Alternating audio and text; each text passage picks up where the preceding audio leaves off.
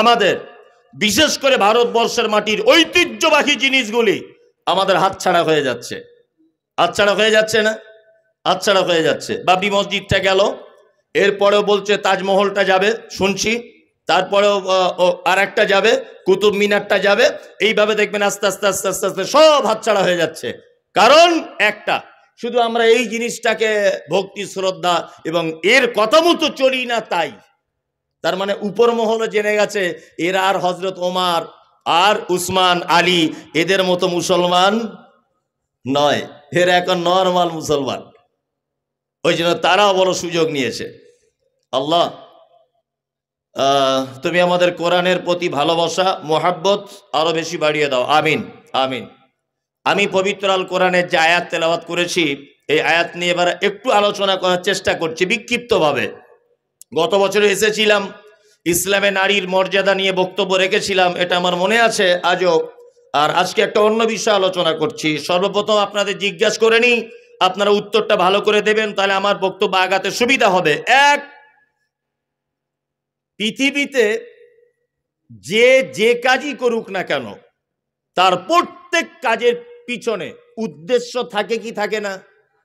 থাকে, থাকে। উদ্দেশ্য ছাড়া যদি কেউ কোনো কাজ করে তাকে মানুষ কি বলে? পাগল, তাই না? পাগল। আমি এখানে এলাম, আপনি আমাকে এক গ্লাস পানি দিলেন, আমি পানিটা পান করলাম। আপনি এই উদ্দেশ্যে পানিটা আমাকে দিলেন যে একজন মুসাফির মানুষ, একজন আলেম মানুষ, একজন বক্তা মানুষ, অনেক দূরের মেহমান, এক গ্লাস যদি পানি পান করাই, অন্তত পক্ষে আমার দুটো নেকি তো পাবে, দুটো তো নেকি হবে আমার। এই উদ্দেশ্য থাকে না? থাকে। এইবার আপনাদেরকে বলছি, সারা পৃথিবীতে আল্লাহ সুবহানাহু ওয়া তাআলা আমাদেরকে যে পাঠালেন, আমাদের পাঠানোর পিছনে কোনো উদ্দেশ্য আছে না নেই? আছে। এটা এ বক্তব্য সবার শোনা। কি উদ্দেশ্য? ওমা খালাকতুল জিন্না ওয়াল ইনসা ইল্লা লিয়াবুদুন। শুধুমাত্র আমি জিন এবং মানুষকে সৃষ্টি করেছি এই কারণে যে তারা শুধুমাত্র আমার ইবাদত করবে। এইবারে আপনাদের সঙ্গে আমার দু চারটে কথা হয়ে যাক। এক, আমরা মূলত ইবাদত বলতে কি বুঝি, এটা সর্বপ্রথম আমাকে জানতে হবে। নাম্বার দুই, আল্লাহ আমাদেরকে পৃথিবীতে পাঠিয়েছেন কেন? শুধুমাত্র কি? ইবাদত করার জন্যে। এবার আপনাকে বলছি, বলুন একটা মানুষ বেঁচে থাকে কতদিন? একটা আইডিয়া করে বলুন। 100 বছর? ও, 60-70 বছর। আচ্ছা, গড়ে ধরে নেন 60 বছর। 60 বছর একটা মানুষ বেঁচে থাকে, তাই তো? না, 60 বছর যদিও পৃথিবীতে থাকে, 30 বছর ঘুমায়। ভালো করে বোঝার চেষ্টা করুন। আর 30 বছর কি করে? হ্যাঁ, ও বেঁচে থাকে, তাই না? এই 30 বছরের ভিতরে ওই আপনার 10 বছর পর্যন্ত হাফ প্যান্ট পরে ন্যাংটো খেয়ে আম বাগানে এখানে ওখানে খেলাধুলো করেছে, ওর বুদ্ধি টুদ্ধি হয়নি। তাহলে 30 বছর থেকে 10 বছর মাইনাস থাকলো কত? 20। আবার এই দিকে যখন বুড়ো হয়ে যাবে, লাঠি নিয়ে ঘুরবে, 5 বছর মাইনাস করুন, ও স্মৃতিশক্তি কমে যাবে, চোখে কম দেখবে, কানে কম শুনবে, হঠাৎ পিছন দিক দিয়ে হাওয়া বার হয়ে যাবে, অজু ভেঙে যাবে, এসব নানান কিছু ব্যাপার, তাই না? আরো 5 বছর মাইনাস, তাহলে থাকলো কত বছর? 15 বছর।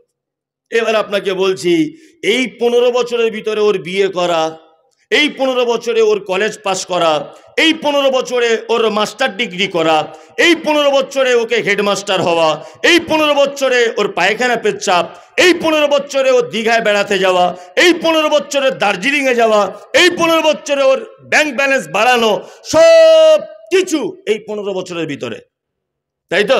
তাহলে একটা মানুষ নিট, একেবারে নিট ফল কত? 15 বছর। তার ভিতরে আপনি ধরে নেন 7.5 বছর ও চলে গেল চাকরি বাকরি এটা ওটাতে, থাকলো কত বছর? 7.5 বছর। কিন্তু আল্লাহর ভাষা শুনুন, এইভাবে আপনাকে কেউ বুঝিয়ে বলবে না। আল্লাহর ভাষা হচ্ছে ওমা খালাকতুল জিন্না ওয়াল ইনসা ইল্লা লিয়াবুদুন। তার মানে আল্লাহ বলছে জিন আর মানুষকে সৃষ্টি করেছে শুধুমাত্র কি করার জন্য? ইবাদত। তাহলে সারা জীবনে আপনি 60 বছর পেলেন, তাহলে ইবাদত করার টাইম পেলেন 7.5 বছর, তাহলে বাকি বছরগুলো তো তাহলে মারাত্মক বিপদ হয়ে যাবে। বিপদ হয়ে যাবে কি যাবে না? বিপদ। আসলে ব্যাপার ওটা নয়, ভয়ের কিছু নেই। আমরা ইবাদত এটা কাকে বলে এটা আমরা বুঝি না। এক গ্লাস পানি যখন আপনি পান করবেন, ভালো করে বুঝবেন, আপনি প্রথমে ডান হাতে ধরবেন, পানিটা দেখবেন, বিসমিল্লাহ বলে পান করবেন, 3 নিঃশ্বাসে পান করবেন, বসে পান করবেন, আর ডান হাতে পান করবেন। পান করা হয়ে গেলে আলহামদুলিল্লাহ বলবেন। বলুন তো, এই পদ্ধতিতে, এই 6টা পদ্ধতির অবলম্বনে যদি আপনি 1 গ্লাস পানি যদি পান করেন, এই পদ্ধতি শেখানোর মূলে কে? মুহাম্মদ সাল্লাল্লাহু আলাইহি ওয়াসাল্লাম। তার মানে বোঝা যাচ্ছে যে আপনি যদি 1 গ্লাস পানিটাও মুহাম্মদ সাল্লাল্লাহু আলাইহি ওয়াসাল্লামের পদ্ধতিতে যদি পান করেন, তাহলে সেটা ইবাদত। 2, আপনাকে বলেছি 30 বছর আপনি ঘুমিয়েছেন, এই 30 বছর ঘুম হবে না, ইবাদত হয়ে যাবে। শুধু আপনি সিস্টেম চেঞ্জ করে দেন, এশার নামাজ পড়ে ঘুমিয়ে যাবেন। যখন ঘুমাবেন ডান করোটে ঘুমাবেন, ঘুমের ঘরে যে করোট হন ওটা আলাদা ব্যাপার। যখন আপনি শুতে যাবেন তখন এই দোয়াটা পড়বেন, আল্লাহুম্মা বিইসমিকা আমুতু ওয়া আহইয়া, এই দোয়াটা আপনি বলবেন। আর যদি আপনি মনে করেন যে আমার মালটা রাতের বেলা সিকিউরিটি দিয়ে রাখবো, আমার মাল, আমার সম্পদ, আমার গরু, আমার ছাগল, এগুলো আমি আল্লাহর জিম্মেদারিতে দিয়ে দিব, তাহলে আপনি এইটা পড়বেন, আল্লাহু লা ইলাহা ইল্লা হুয়াল হাইয়ুল কাইয়্যুম লা তাখুযুহু সিনাতুন ওয়ালা নাওম। যে আয়াতুল কুরসি যেটা আছে, এটা আপনি পাঠ করলেন। তারপরে যদি মনে মনে ভাবেন রাতে আমার ভয় ভয় লাগে, মুআব্বিজাতাইন, কুল হুয়াল্লাহু আহাদ, কুল আউযু বিরাব্বিন নাস, কুল আউযু বিরাব্বিল ফালাক, কুল ইয়া আইয়ুহাল কাফিরুন, আপনি এইগুলো পড়ে হাতে ফুঁক দিয়ে সারা শরীরে বুলিয়ে নেন। তারপরে যদি ঘুমের ঘরে মনে করেন কোনো খারাপ স্বপ্ন দেখছেন, তাড়াতাড়ি করে উঠে বাম দিকে থু থু থু 3 বার করে দেন, আবার ঘুমিয়ে যান। ঘুম থেকে ওঠার সময়তে সর্বপ্রথম উঠে আপনি আপনার কোনো জিনিসে ছোঁয়ার আগে, কোনো জিনিস করার আগে, কোনো কিছু খাওয়ার আগে আপনার হাতটা কবজি পর্যন্ত ধৌত করে নেন। কারণ আপনার রাতের বেলা হাত কোন জায়গায় ঢুকে বসেছিল এটা তো আপনি জানেন না। হয়তো ভিতরে হাত দিয়ে চুলকে দিয়েছেন, হয়তো হতে পারে, আপনি তো জানেন না। ওই জন্য মুহাম্মদ সাল্লাল্লাহু আলাইহি ওয়াসাল্লাম বলেছেন, আগে তুমি উঠে তোমার হাতটা কবজি পর্যন্ত ধোও, তারপরে ফজরের সালাত আদায় করো। আর হাত ধোয়ার আগে তুমি যখন উঠে এরকম যখন করছো, সাথে সাথে দোয়া পড়ে নাও, কি আলহামদুলিল্লাহিল্লাযী ইয়াহইয়ানা বা'দা মা আমাতানা ওয়া ইলাইহিন নুশুর। এই দোয়াটা বলে নেন যতক্ষণ পর্যন্ত আপনি ঘুমালেন। এই পদ্ধতিটা যদি আপনি মেনে ঘুমাতে পারেন, তাহলে আপনার ঘুমটাও ইবাদত। বুঝাতে পেরেছি তাহলে ইবাদত কি? এই দেখুন, আপনাকে আর একটা কথা বলি, গাঁটের নিচে কাপড় পরা সুন্নত না উপরে পড়া সুন্নত? উপরে পড়া সুন্নত। আপনি কালকে যখন দর্জির কাছে প্যান্ট কাটতে যাবেন, তখন আপনি দর্জিকে বলবেন যে দর্জি ভাই, গাঁটের অন্তত 2-3 আঙ্গুল উপরে আমার প্যান্টটা রাখবে। দর্জি যদি বলে কেন, আপনি বলুন এই রকম ভাবে প্যান্ট পরার কথা বলেছেন মুহাম্মদুর রাসূলুল্লাহ সাল্লাল্লাহু আলাইহি ওয়াসাল্লাম। তার মানে আপনি যদি নবীজি বলেছেন বলে প্যান্টটা ওইভাবেই যদি পড়েন, অবশ্যই ওটা ইবাদত। কি বললাম বুঝলেন? সর্বক্ষেত্রে গোলামি অর্থাৎ মান্যতা। গোলামি মানে কি? মান্যতা। আল্লাহ যেভাবে বলেছেন সেইভাবে চলা, যেটা নিষেধ করেছেন সেটা থেকে দূরে থাকা, নবী যেভাবে বলেছেন সেভাবে চলা, নবী যেভাবে নিষেধ করেছেন সেটা তার থেকে বিরত থাকা, এর নাম গোলামি, দাসত্ব। তাহলে আমাদের মূল উদ্দেশ্য পৃথিবীতে পাঠানো কি? রবের হুকুম এবং আহকাম মেনে চলা। মুসলিম এরা কারা? মুসলিম মানে কি? মুসলিম হচ্ছে সেই আত্মসমর্পণ, মানে প্রত্যেক ব্যাপারে সমস্ত কিছুর নিয়ম কানুন কার পদ্ধতিতে করবে? রবের পদ্ধতিতে। আচ্ছা, আমরা মানুষ অনেক সময় বদমাইশি করলে কি বলি? তুই গরু হয়ে গেলি, বলি না? বলি কি বলি না? আমার মনে হয় কোনো মানুষকে গরুর সঙ্গে তুলনা করলে, আর এইটা যদি গরুরা যদি বুঝতে পেরে যেত, তা আপনার নামে কেস করে দিত। কারণ গরুর থেকে তো মানুষ আরো খারাপ, তা আপনি ওর সঙ্গে কেন তুলনা করলেন? মুসলিম মানে, মুসলিম হচ্ছে সেই যে তার রবের আদেশ আর নিষেধ মেনে চলে। একে মুসলিম। তাহলে আমি তো মনে করি গরু, ছাগল, হাঁস, মুরগি এরা সব থেকে বড় মুসলমান, এরা কিন্তু মুসলিম। আপনি আপনাদের গ্রামের গরুগুলো কি জীবনে দেখেছেন যে কারোর বিয়ের প্যান্ডেলের তলায় গিয়ে হাম হাম করে গোস্তের হাঁড়ি থেকে গোস্ত খেয়ে নিচ্ছে? দেখেছেন না? আল্লাহকে বলে দিয়েছে তুই তৃণভোজী প্রাণী, মাঠে চলে যা, ঘাস খা, তাই না? জি। আর বাঘকে বলে দিয়েছে যে তুই হরিণ টরিণ মেরে ধরে খেয়ে নিবি, তোর মাংস খাওয়ার প্রয়োজন। তিন, আপনি কোনোদিন দেখেছেন যে আপনাদের পাড়ার কুকুরগুলো সব একজোট হয়ে ওই বেগুনের জমিতে গিয়ে সব বেগুন খেয়ে নিচ্ছে? ও খেতে পাবে না, মরে যাবে, তবু আপনার ফল খেতে যাবে না। কারণ আল্লাহ ওকে এই জন্য পাঠিয়েছে পৃথিবীতে, মানুষ যেটা নষ্ট করবে, দুর্গন্ধ হবে, ওটা তুই চ্যাট করে মেরে দিবি। ভালো করে বুঝবেন। তার মানে বোঝা যায় পৃথিবীতে অন্যান্য প্রাণীদের যা সিস্টেম উপর থেকে তাদেরকে দেওয়া হয়েছে তার বাইরে তারা চলতে পারে না। শুধু রবের আইন অমান্য করে পৃথিবীতে একটা প্রাণী, তার নাম মানুষ। সুন্দরবনে কোনো থানা আছে যে বাগে বাগে মারামারি হয়, থানায় কেস করতে হয় না? সমুদ্রের তলাতে আছে জেলখানা, যে নীলতিমি মাছ আর পুঁটি মাছ মারামারি করেছে নিয়ে জেলখানায় ভর্তি আছে নীলতিমি 4 মাস, ব্যাপার আছে না? এই জেলখানা, পুলিশ প্রশাসন এসব কি থাকতো যদি মানুষ এইটা যদি মেনে চলতো? থাকতো না। তার মানে বোঝা যায় রব আমাদেরকে পৃথিবীতে পাঠিয়েছেন এই কারণে যে তারা শুধুমাত্র আমার গোলামি করবে, ইবাদত করবে। আর একটা কথা বলি, শুধু যে ইবাদত করবে এটা 100%, কিন্তু আমাদেরকে আর একটা জায়গা ভুলে গেলে হবে না।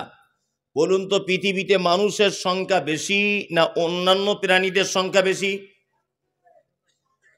একজন বলছে মানুষের সংখ্যা বেশি, যা বুঝে আর কি তাই বলেছে, মানুষের সংখ্যা বেশি। আপনার বউকে বলবেন কাল সকালবেলা যে 4টা চিনির দানা ওই আমাদের বিছানার চাদরের পাশে ফেলে দাও, দেখবেন 4000 পিপিলিকা ছোটাছুটি করছে, তাই না? আপনার বাড়িতে 4 জন থাকেন, মশারি টাঙিয়ে ঘুমান না? মশারি নিশ্চয়ই 4টে নয়, মশা নিশ্চয়ই 4টে নয়, কিন্তু মশারি 4 জনাই টাঙান, তার মানে হাজার হাজার মশা আপনার বাড়ি ভর্তি, তাই না? আচ্ছা বলুন, মানুষ ছাড়া পৃথিবীর অন্যান্য যত প্রাণী আছে সব প্রাণী আল্লাহর ইবাদত বন্দেগী করে কি করে না? ইউসাব্বিহু লিল্লাহি মা ফিস সামাওয়াতি ওয়া মা ফিল আরদ। আসমান জমিন জলস্থলে পাহাড় পর্বতে যে যেখানে যে অবস্থায় যেভাবে আছে তারা সবাই আল্লাহকে ডাকে। আমরা হয়তো ভাবি শিয়াল হুক্কা হু বলছে মানে হয়তো কানছে না, এমনও হতে পারে ও হুক্কা হু মানে আল্লাহকে ডাকছে।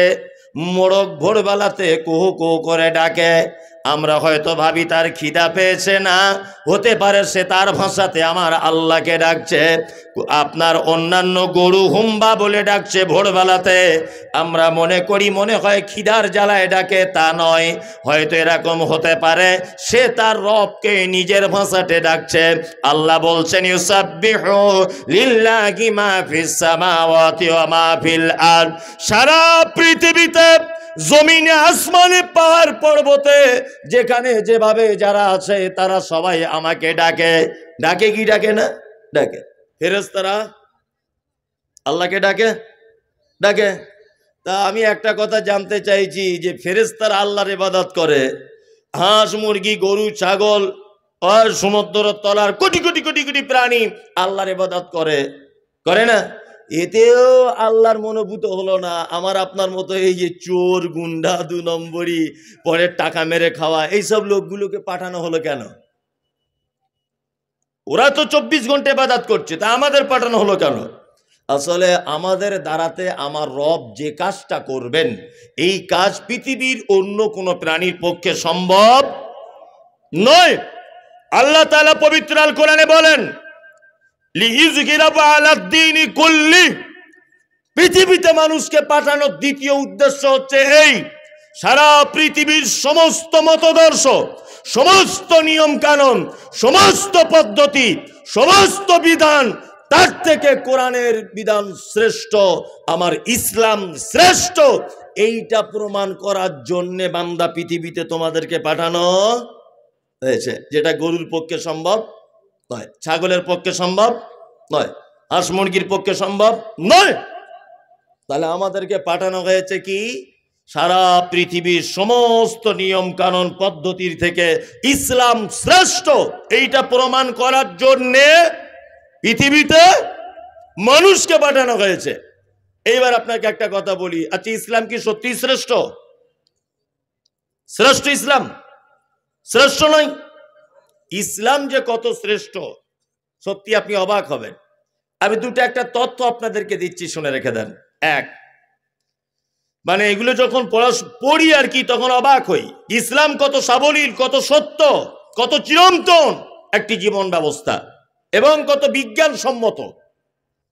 আল্লাহ নবী সাল্লাল্লাহু আলাইহি ওয়াসাল্লাম বলেছেন, গাঁটের উপরে কাপড় পরো, বলেছেন না? হ্যাঁ।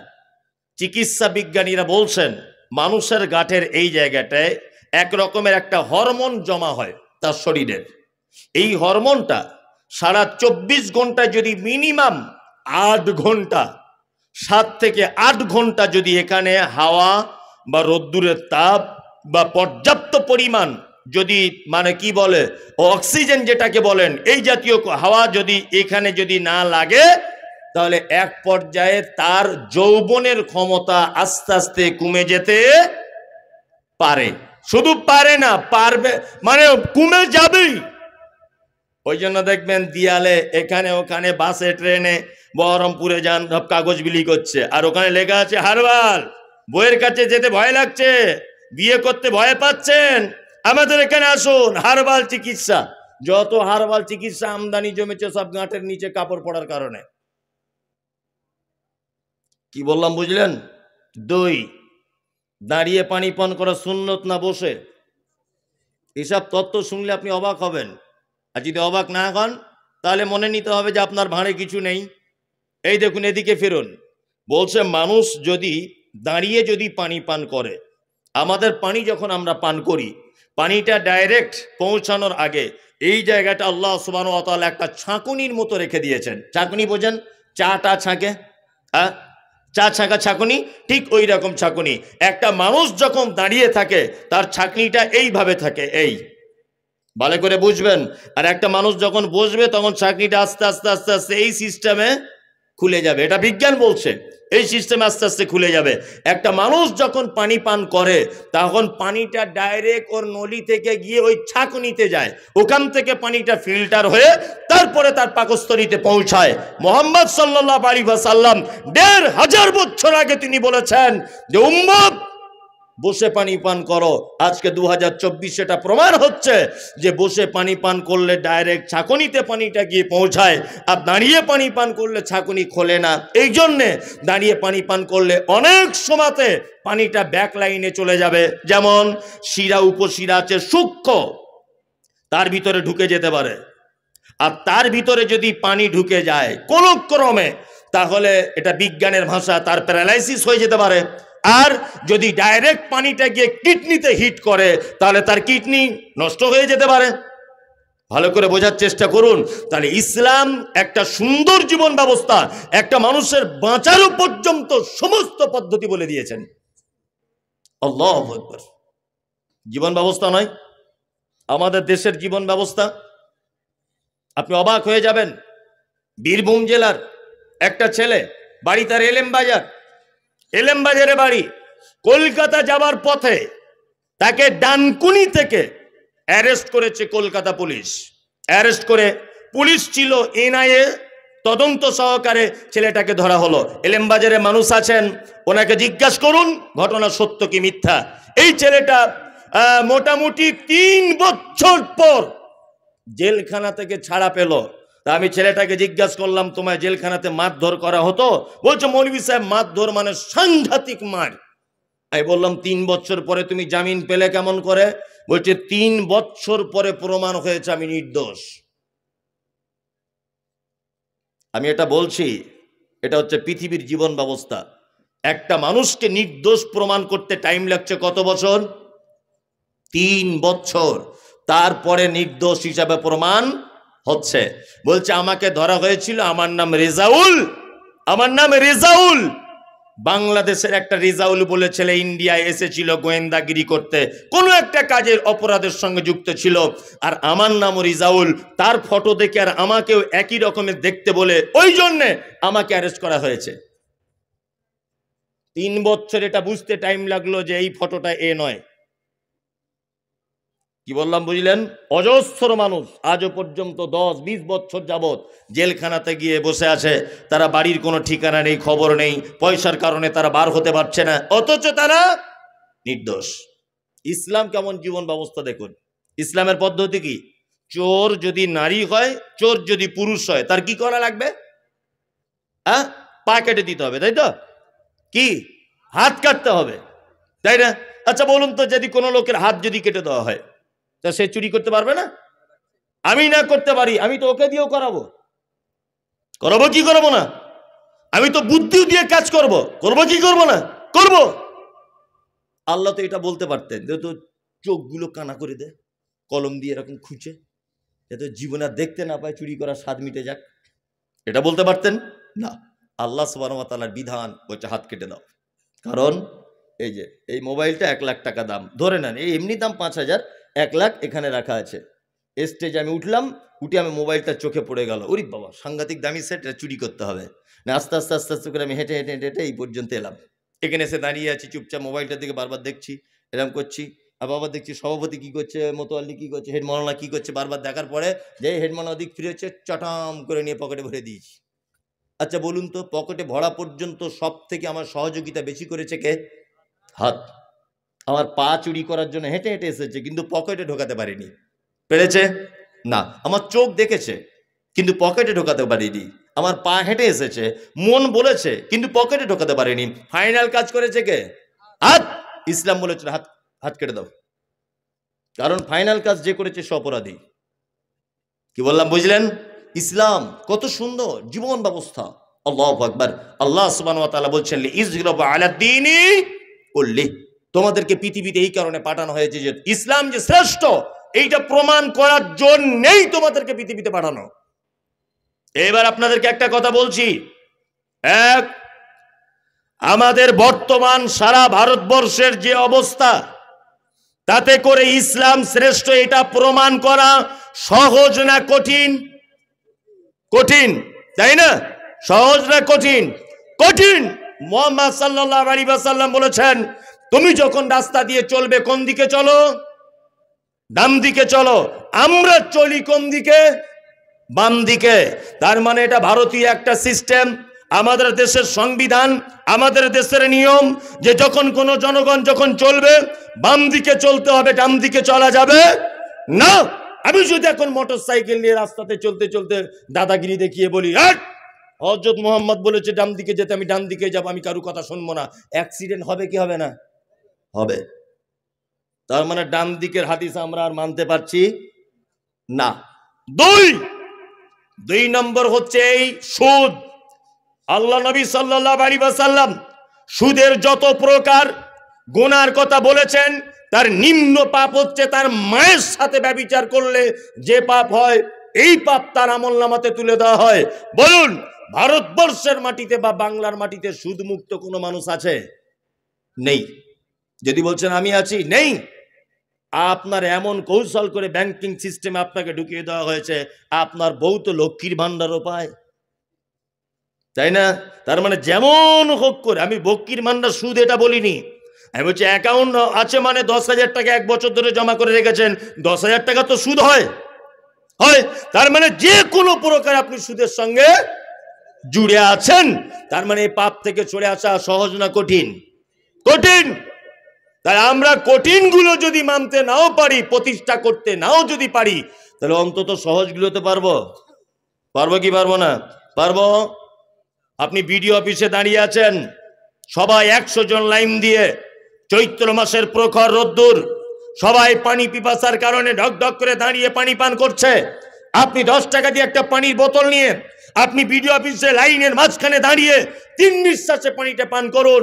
হেড মাওলানা যখন জিজ্ঞাসা করে বলবেন সবাই দাঁড়িয়ে পানি পান করছে, তুমি কেন বসে পানি পান করছো, আপনি তখন দ্ব্যর্থহীন ভাষাতে বলুন বসে পানি পান করার কথা বলেছেন মুহাম্মদুর রাসূলুল্লাহ সাল্লাল্লাহু আলাইহি ওয়াসাল্লাম। এবার আপনার কাছে আমার প্রশ্ন, আপনি যদি দাঁড়িয়ে পানি বসে পানি পান যদি করেন, এর জন্য আপনার জেল জরিমানা কিছু হবে?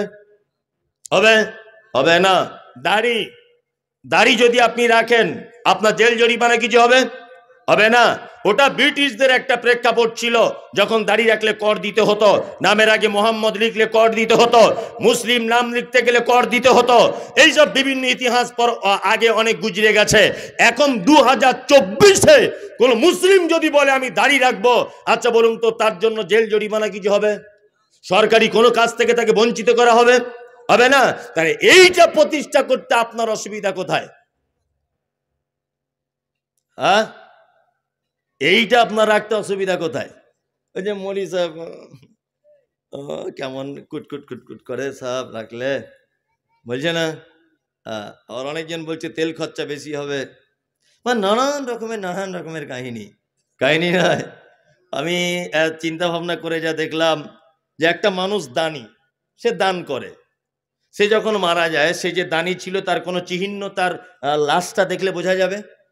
কথা বলুন, যাবে না। আচ্ছা, সে জাকাত দিত, তার কোনো নিদর্শন থাকবে? থাকবে না।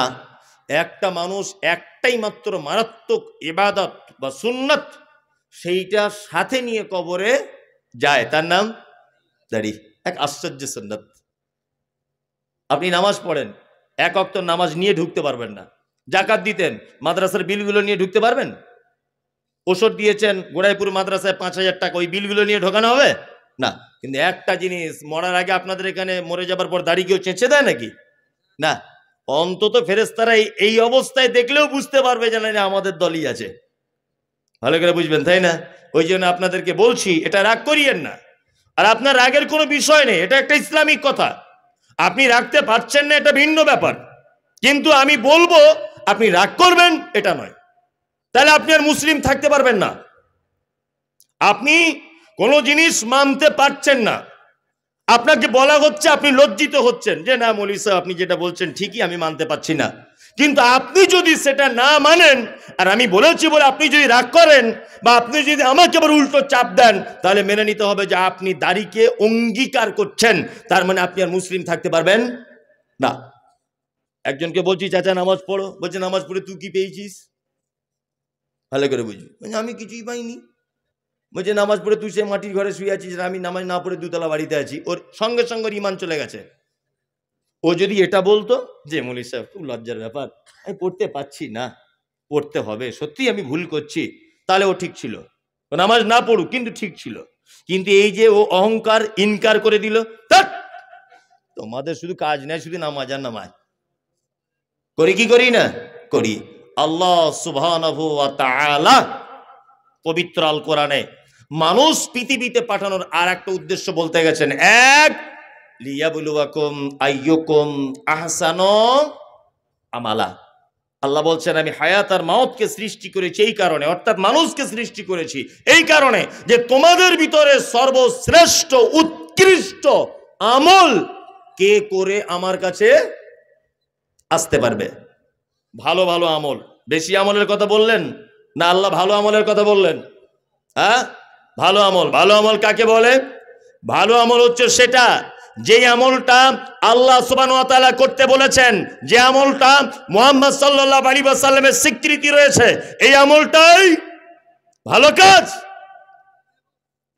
জানাজা সালাত আদায় পড়তে গেলাম, একজন লোক মাটি দেবার সময়তে জোরে জোরে বলছে, সবাই দোয়া বলুন, মিনহা খালাকনাকুম ওয়া ফিহা নুঈদুকুম ওয়া মিনহা নুখরিজুকুম তারাতান উখরা। আমি তার পাল্টা জবাবে বলছি, এই দোয়া বাদ দিয়ে বিসমিল্লাহ বলে দেন মাটি। তখন চাচা আমাকে বলছে, তুমি কোথাকার মৌলী সাহেব? হ্যাঁ, কেন? তো হচ্ছে মিনহা খালাকনাকুম কোরআনের আয়াত, এটা বললে তোমার অসুবিধা কোথায়? এটা বললে তোমার অসুবিধা কি হচ্ছে? তুমি এটা বলতে মানা করছো। আমি তখন বললাম, চাচা এটা যে এখানে বলতে হবে তোমাকে, এটা কে বললো? বলছে কোরআনের আয়াত বললে অসুবিধা কি? বোঝার চেষ্টা করুন, কোরআনের আয়াত বলেই যে সব জায়গায় বলা যাবে এটা ঠিক হ্যাঁ না।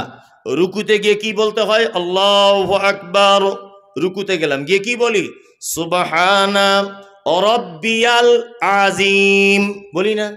তো ওইটা ওই জায়গায় যদি বলি ইন্না আতাইনাকাল কাউসার ফাসাল্লি লিরাব্বিকা ওয়ানহার ইন্না শানিয়াকা হুয়াল আবতার, নামাজ হবে না বাতিল? বাতিল। একই তো জিনিস, একই জিনিস নয়? একই তো। সুবহান রাব্বিয়াল আযীম, এর থেকে উত্তম কথা আমি বললাম না কোরআনের আয়াত। তার মানে বোঝা যাচ্ছে সব জায়গাতে সবটা ফিট করা যাবে না। উত্তম হচ্ছে সেইটা যেটা আল্লাহর আদেশ রয়েছে আর মুহাম্মদ সাল্লাল্লাহু আলাইহি ওয়াসাল্লামের আদেশ রয়েছে, এটা উত্তম। বড় বড় আলেমরা বসে আছেন স্টেজে, আমাদের নবী মুহাম্মদ সাল্লাল্লাহু আলাইহি ওয়াসাল্লাম তিনি বলছেন কোন মানুষ যখন মৃত্যুর অবস্থায় থাকে, সে যখন একদম অন্তিম শয্যায় পৌঁছে যায়, তখন তোমরা বলো লা ইলাহা ইল্লাল্লাহ। তোমাদের বলাতে যদি ওই লোকটা একবার বলে দেয় লা ইলাহা ইল্লাল্লাহ, তাহলে নবীজি বলছেন ওই লোকটা যাবে কোথায়? জান্নাতে। তবে ওকে বলার আদেশ করতে পারবেন না যে ভাই বলো লা ইলাহা ইল্লাল্লাহ, ভাই বলো লা ইলাহা ইল্লাল্লাহ, না।